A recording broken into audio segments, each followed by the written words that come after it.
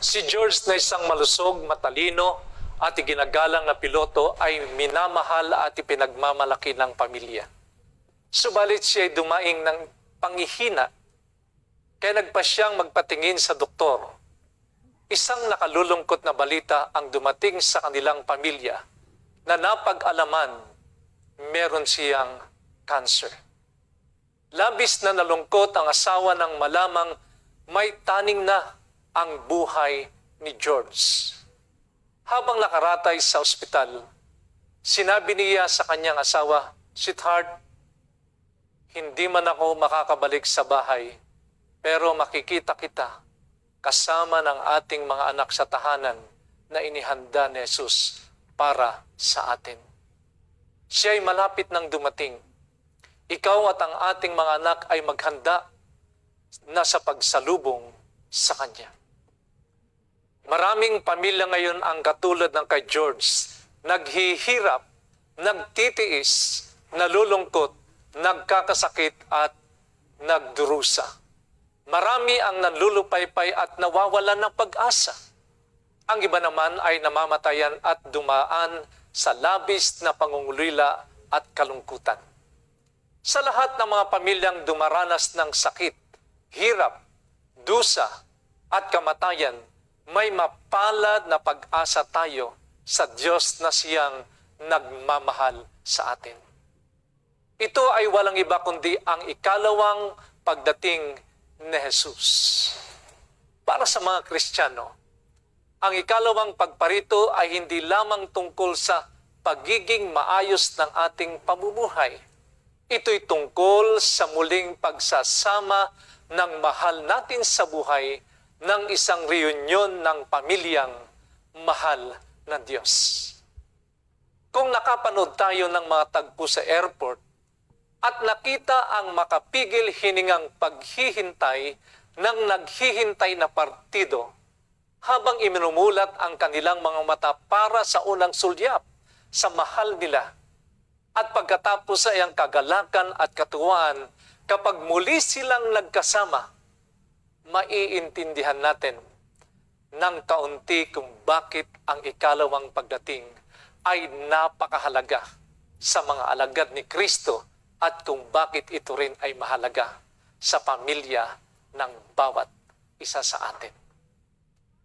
Ang pinag-usapang kaganapan sa bagong tipan ay ang ikalawang pagdating ni Kristo. Humigit kumulang isa sa bawat 25 talata ang nauugnay sa okasyong ito. Si Jesus mismo ay gumugol ng mas maraming oras sa pakikipag-usap tungkol sa ikalawang pagdating kaysa anumang iba pang kaganapan sa bagong tipan. Ang pananabik ng puso ng Diyos ay muling pagsasama-sama ng personal sa iyo at sa akin at sa mga nailigtas na mga pamilya sa lahat ng panahon.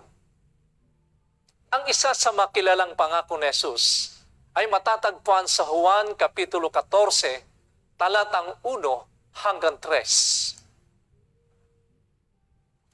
Huwag mabagabag ang inyong puso, sumampalataya kayo sa Diyos, sumampalataya rin naman kayo sa akin. Sa bahay ng aking Ama ay maraming tahanan. Kung hindi gayon, sasabihin ko ba sa inyo na ako'y paruron upang ihanda ko ang lugar para sa inyo? At kung ako'y pumunta roon at may ihanda ko ang isang lugar para sa inyo, ako'y babalik at kayo'y tatanggapin ko sa aking sarili upang kung saan ako naruroon, kayo rin ay naruroon. Isang muling pagsasama ang ipinangako ni Jesus. Sa paglipas ng mga siglo, tuwing may pagkabigo, paghihirap o kamatayan sa mga tagasunod ni Kristo, ang pangako ng kanyang pagbabalik ay nagdala sa kanila ng tapang at lakas para magtiis.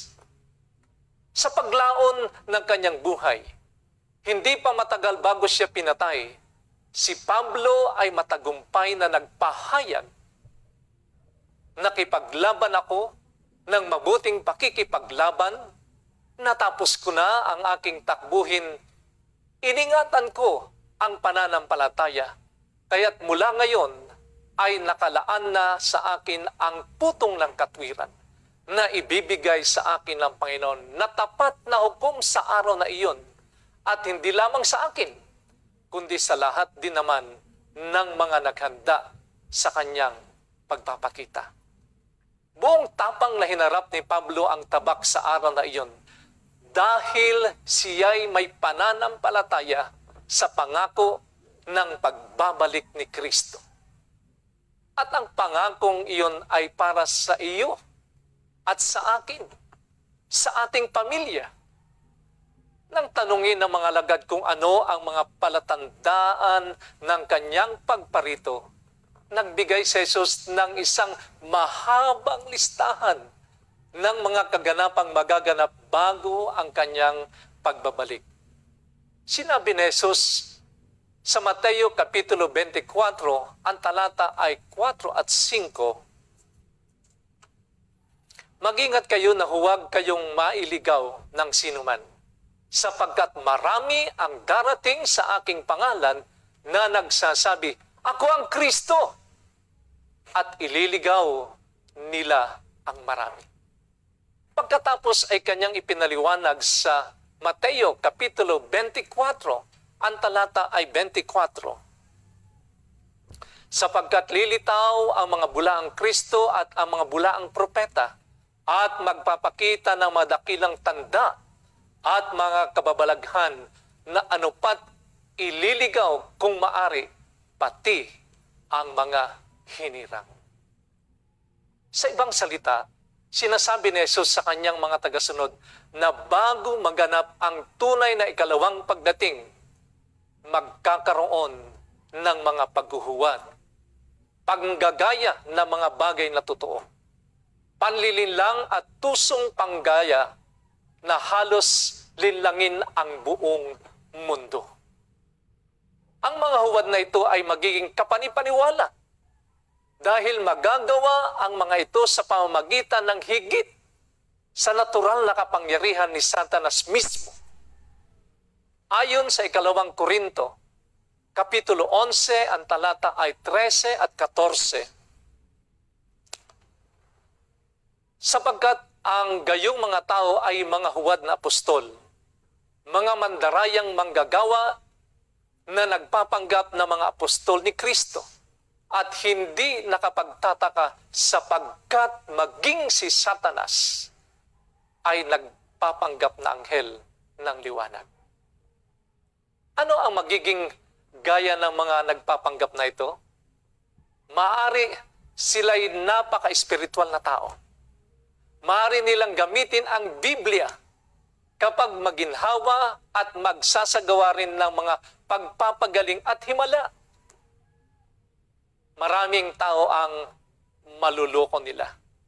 Ngunit tayo dapat magtiwala sa ating mga pandama, sa kung ano ang naririnig, nakikita o nararamdaman natin. Meron lamang isang ligtas na gabay para sa pagtukoy kung ang isang tao ay tunay o isang impostor. Ang patnubay na yun ay ang Biblia. At ang Biblia ay nagbigay ng malinaw na mga palatandaan ng tunay na ikalawang pagparito ni Kristo para hindi tayo malinlang. Isaalang-alang natin kung ano ang sinasabi ng Biblia tungkol sa pagbabalik ni Kristo. Una, ang ikalawang pagparito ni Kristo ay isang nakikitang pagdating. Sabi sa Mateo Kapitulo 24, ang talata ay 27, "Sapagkat gaya ng kidlat na nanggagaling sa silangan at nagliliwanag hanggang sa kanluran, gayon din naman ang pagdating ng anak ng tao." Sa katunayan, mababasa natin sa Apokalipsis Kapitulo 1, ay, "Tingnan ninyo, siya'y dumarating na nasa mga lapaap, at makikita siya ng bawat mata, at ang mga umulos sa kanya, at ang lahat ng mga lipis sa lupa ay tatangis dahil sa Kanya. Malalaman ang pisikal na katangian ng pagbabalik ni Jesus sa pamamagitan ng Kanyang pangako na siya'y babalik sa parehong pamamaraan noong iniwan niya ang mga disipulo at tagasunod sa bundok ng mga olibo. Si Jesus ay umangat sa langit habang ang karamihan ng mga tao ay malungkot na nanunood. Ayon sa mga gawa, Kapitulo 1, ang talata ay 9, pagkasabi niya ng mga bagay na ito, habang sila'y nakatingin, dinala siya sa itaas at siya'y ikinubli ng ulap sa kanilang mga paningin. Ngunit ang mga unang Kristiyano ay hindi naiwan ng walang pangako at pampatibay loob. Sinasabi sa mga gawa, Kapitulo 1, ang talata ay 10. Samantalang nakatitig sila sa langit at siya'y papalayo, biglang may dalawang lalaki ang tumayo sa tabi nila na may puting damit, na nagsabi, "Kayong mga lalaking taga Galilea, bakit kayo'y nakatayong tumitingin sa langit? Itong si Jesus na dinala sa langit mula sa inyo ay darating na gaya rin ng inyong nakitang pagpunta niya sa langit." Sa ibang salita, nangangako ang mga anghel na sa parehong tunay na paraan na umalis si Jesus sa mga ulap, siya'y babalik din sa mga ulap. Sinabi mismo ni Jesus sa Lucas Kapitulo 21, ang talata ay 27. Pagkatapos ay makikita nila ang anak ng tao na dumarating na nasa isang ulap na may kapangyarihan at dakilang kalwalhatian. Walang magsasabi sa atin kung kailan ang pagdating ni Jesus. Makikita natin siya mismo ng ating mga mata na magmumula sa mga ulap. May iba pang mga palatanda ng ikalawang pagdating na di kayang gayahin ng dyablo. Pangalawa, si Jesus ay di babalik mag-isa. Kasama niya ang mga anghel at ito'y magiging malwalhati. Ipinahayag ni Jesus sa Mateo 25, ang talata ay 31, kapag dumarating na ang anak ng tao na nasa kanyang kalwalhatian, na kasama niya ang lahat ng mga anghel, siya'y uupo sa trono ng kanyang kalwalhatian. Bakit niya sinama ang mga anghel?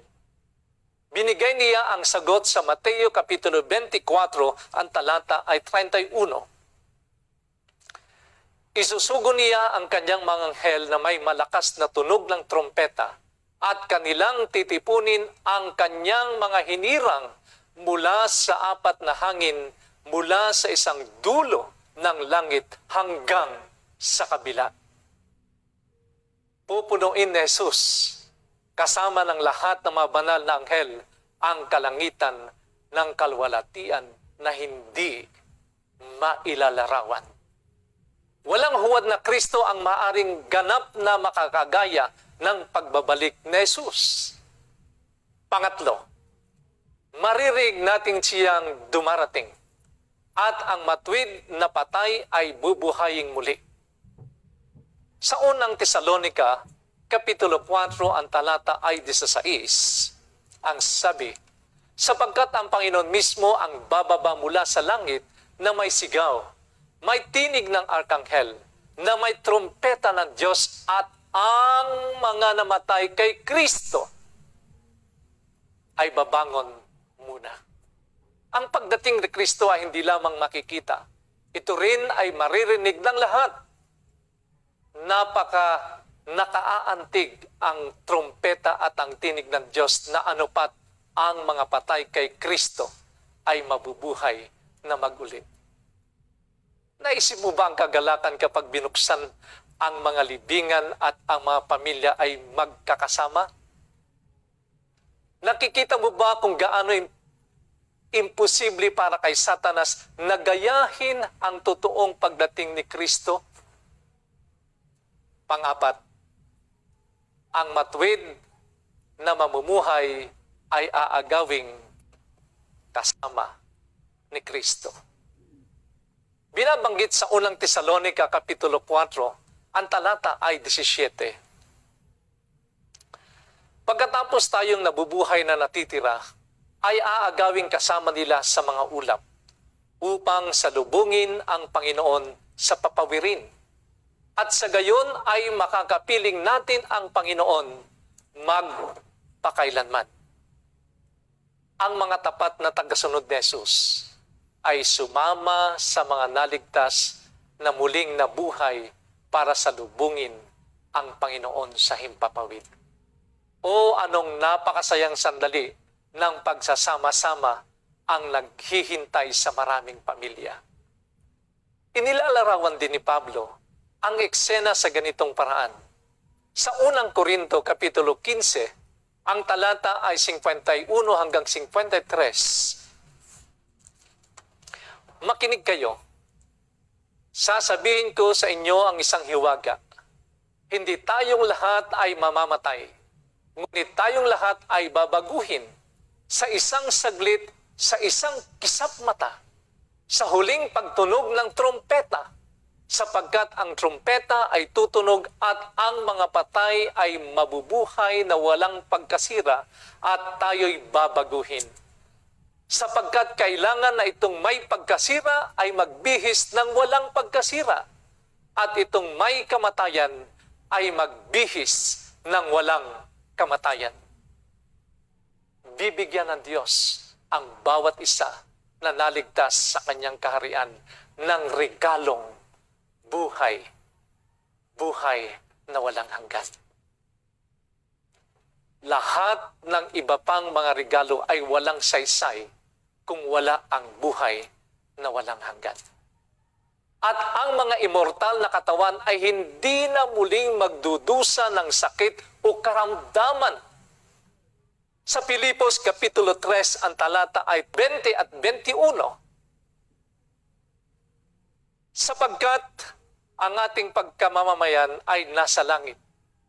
Mula roon ay hinihintay naman natin ang tagapagligtas, ang Panginoong Hesukristo, na siyang magbabago ng ating hamak na katawan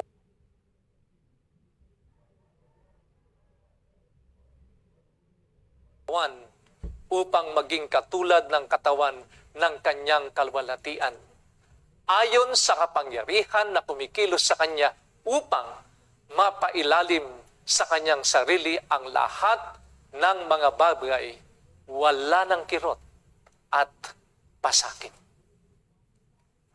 Panglima, ang mundong ito ay mawawasak.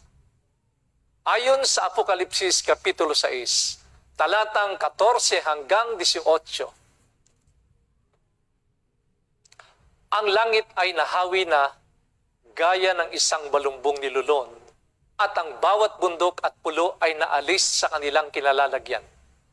Ang mga hari sa lupa, ang mga prinsipe, ang mga pinuno ng hukbo, ay nagtago sa mga yungib, sa mga bato at sa mga bundok.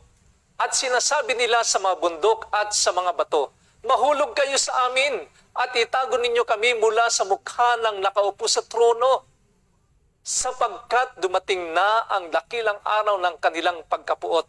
At sino ang makatatagal? Sa pagpapatuloy naman, sa talatang 18, at nagkaroon ng mga kidlat, mga tinig, mga kulog, at malakas na lindol na hindi pa nangyari kailanman mula nang magkaroon ng tao sa lupa. Isang napakalakas na lindol. Nagbabala si Jesus na ang kanyang pagparito ay magiging sa oras na kakaunti ang naghahanda rito. Ayon sa Mateo Kapitulo 24, ang talata ay 30. Pagkatapos ay lilitaw ang tanda ng anak ng tao sa langit. At tatangis ang lahat ng mga lipi sa lupa at makikita nila ang anak ng tao na dumarating na nasa mga ulap ng langit na may kapangyarihan at dakilang kalwalhatian. malulungkot sila o magdadalamhati dahil hindi sila handa. Magdadalamhati sila dahil hindi nila kilala si Jesus na darating para iligtas ang kanyang mga mahal sa buhay at muling makasama sila. Malungkot sila dahil nawaglit sila magpakailanman at alam nila ito. O napakalungkot na araw ito para sa kanila. Wala nang makakabalik, wala nang pagkakataon, wala nang paggising, at ang pagtanto dito ay isa na lamang panaginip. Wala nang mas mahalaga kaysa pagiging handa para salubungin si Jesus sa kanyang pagdating. Ang sabi sa Lucas Kapitulo 21, ang talata ay 36. Subalit magiging handa kayo sa bawat panahon na nananalangin magkaroon kayo ng lakas upang makatakas sa lahat ng mga bagay na ito na mangyayari at upang makatayo kayo sa harapan ng anak ng tao. Maikli nating ripasuhin ang natutuhan natin sa pag-aaral ng Biblia. Susubukan ng mga huwad na Kristo at propeta na dayain ang lahat. Ang demonyo ay may kakayahang magpakita bilang isang anghel ng kaliwanagan. Ang ikalawang pagdating ay hindi magiging sekreto. Makikita ng lahat ng mga mata ang pagdating ni Jesus. Lahat ng mga anghel ay sasakay Jesus. Sila'y darating na may malakas na tinig ng isang trompeta. Siya'y darating na may isang sigaw ng arkanghel. Ang mga namatay na matuwid ay bubuhayin muli. Babangon sa kanilang mga libingan. Ang matuwid na nabubuhay ay dadalhin sa langit ng hindi nakakaranas ng kamatayan. Ang lahat ng matuwid ay bibigyan ng immortalidad. Mabubuhay sila magpakailanman. Ang lahat ng mga taong di makadiyos sa mundong ito ay tatangis kapag nakita nila si Jesus. Isang malaking lindol ang sisira sa mundo. At ang panghuli, lahat ng nawaglit ay mamamatay. O kaibigan, ang ikalawang pagdating ay magiging isang sorpresa para sa marami. Ngunit, hindi ito magiging sorpresa para sa mga nagbabantay at naghihintay para dito. Tiniyak ni Apostol Pablo sa mga mananampalataya na wala silang kinakatakutan sa pag-asa ng pagbabalik ni Kristo. Ang wika sa unang Tesalonica, Kapitulo 5, ang talata ay 4 at 5. Ngunit kayo, mga kapatid, ay wala sa kadiliman upang sa araw na iyon ay mabigla kayong gaya sa magnanakaw. Sapagkat kayong lahat ay pawang mga anak ng liwanag at mga anak ng araw, at tayo'y hindi ng gabi ni ng kadiliman man. Para sa mga naglalakad sa liwanag ng salita ng Diyos, ito'y magiging isang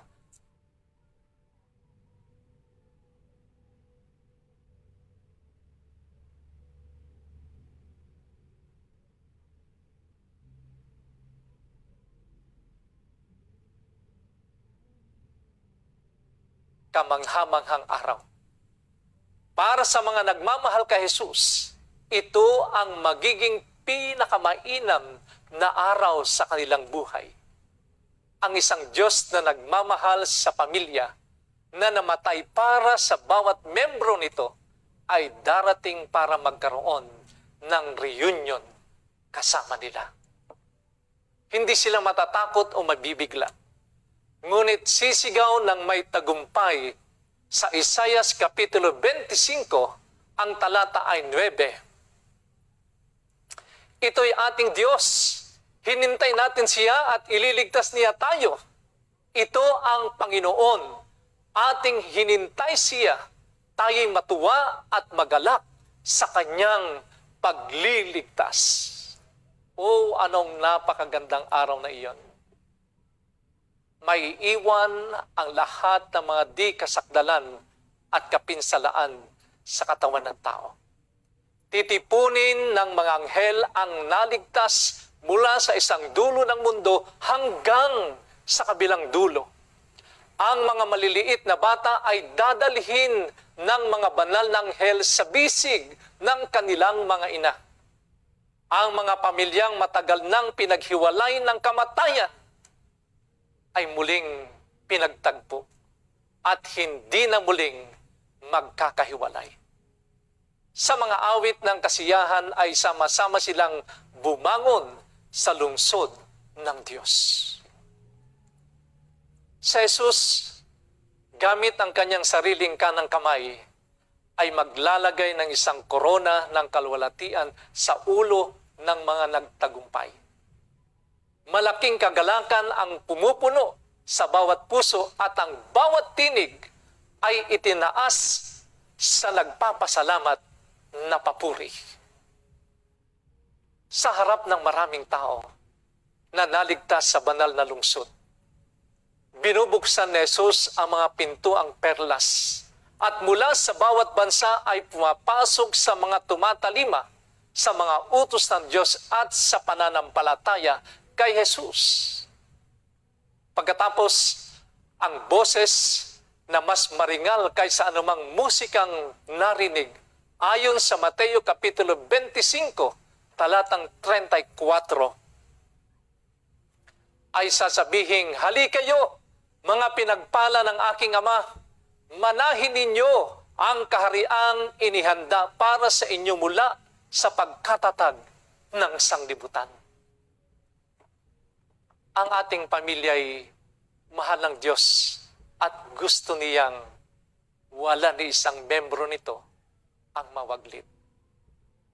Tayo'y kanyang inanyayahang lumapit sa kanya, maging sino man tayo, at payagan siyang ihanda tayo para sa kanyang malapit ng pagbabalik.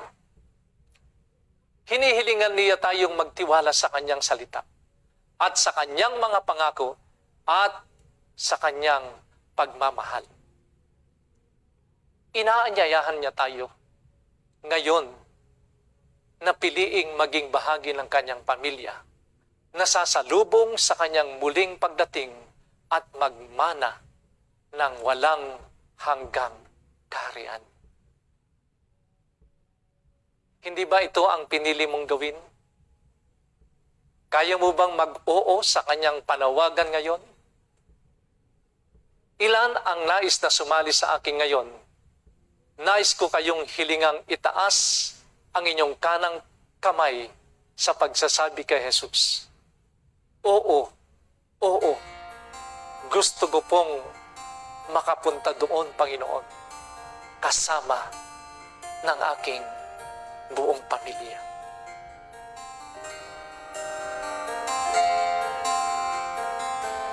Ito'y isang katanungan maging sa inyong kaisipan.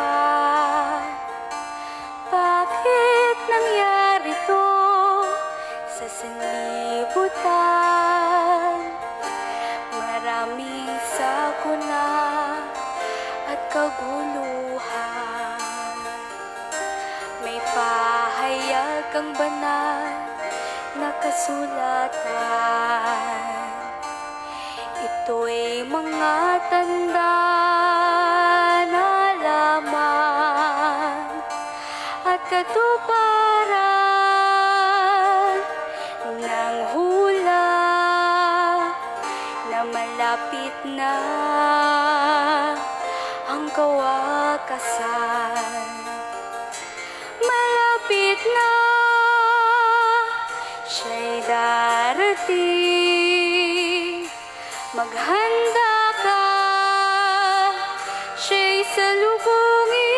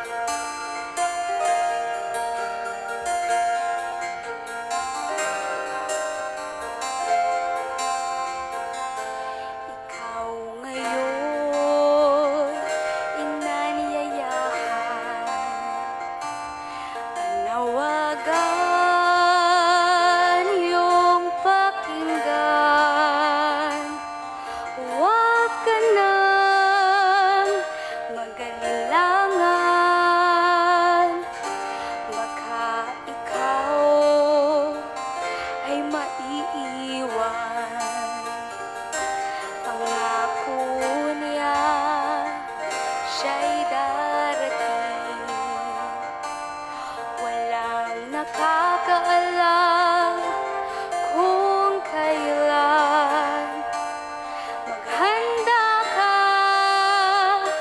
kaibigan ko. Baka ngayon, bukas, siya'y paririto. Malapit na siya'y darating. Maghanda ka, siya'y salubungin. Makikita siya ng bawat mata. Kaluwalhatian yan, mahayag na. Malapit na siya'y darating. Maghanda ka, siya'y salubungin. Makikita siya ng bawat mata. Kaluwalhatian yan, mahayag na. Malapit na, malapit na, malapit nang darating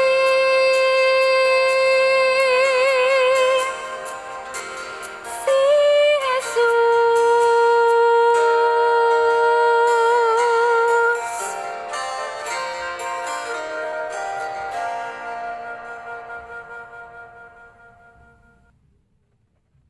Kaibigan, ang panyaya ng Panginoon ay para sa bawat pamilya. Nais niya na ang inyong pamilya, ang aking pamilya, ay makapiling niya sa kanyang ikalawang pagbabalik. Nais niya na ang ating pamilyang kinabibilangan, pamilyang magkakasama na hindi na karoon ng pag-iwalay. Kaya sa bahaging ito, nais mo bang sumama sa akin na muling magtalaga at sikapin sa tulong ng Panginoon na ang ating buong pamilya ay maitalaga natin sa Diyos at mailapit natin silang sama-sama upang maging handa sa Kanyang nalalapit na pagdating. Kung ito po ang inyong pong tugon, ay nais ko kayong ayahan sa isang pagtatalagang panalangin upang muli tayong humiling sa Panginoon ng banal na tulong upang magawa natin ito para sa Kanyang kalwalhatian. Tayo po'y manalangin. Maraming salamat, mahal na Diyos, sapagkat ang bawat isa ay inyong pinahintulutan na magising at makagisnan na ang buhay sang pamilya na iyong minamahal rugang pala sa tanang panahon ng kanilang mga pagsasama. Diyos, narito po kami, muling nagtatalaga ng aming mga sarili. Nais pong humiling ng inyong pong banal na tulong na sa mga ito ay muli kaming bigyan ng lakas ng loob ng aming buong pamilya habang merong pang lalalabing panahon na sila po ay aming pong maakay, sila ay aming pong mapabalitaan ng inyong pong nalalapit na pagdating sapagkat ang nais nyong makita, madatnan, ay ang milyang aming kinabibilangan na siyang sasama sa iyo at uuwi dyan sa langit na bayan. Panginoon, tulungan kami na sila po ay maakay namin patungo sa inyo pong banal na paanan. Upang kung kayo po ay dumating na muli sa ikalawang pagkakataon, ang aming pamilya ay magiging masaya sapagkat sa inyo pong piling, wala nang mararanasang kalungkutan, wala nang mararanasang mga karamdaman, at higit sa lahat, hindi na kami magkakalayo-layo pa at laging kayo na po ang aming kapiling. Maraming salamat, Panginoon, sa pagkakataong ito na inyo pong diringgin ang aming dalangin at tutulungan kami sa amin pong mga kahilingan. Ito po ay aming hiling at idinadalangin patuloy sa matamis na pangalan ng aming Panginoon na si Jesus. Amen and amen.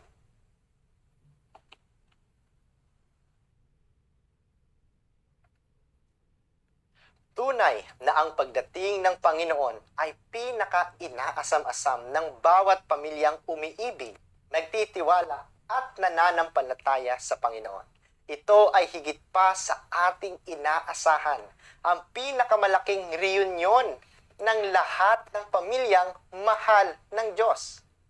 Ikinagagalak namin na makasama kayo sa ika-14 na bahagi ng ating pag-aaral. Samahan muli kami bukas sa ganito ring oras at ating matutunghayan ang mga hakbang upang magkaroon ng bagong panimula ang pamilyang nagnanais tanggapin at paglingkuran ang Panginoon.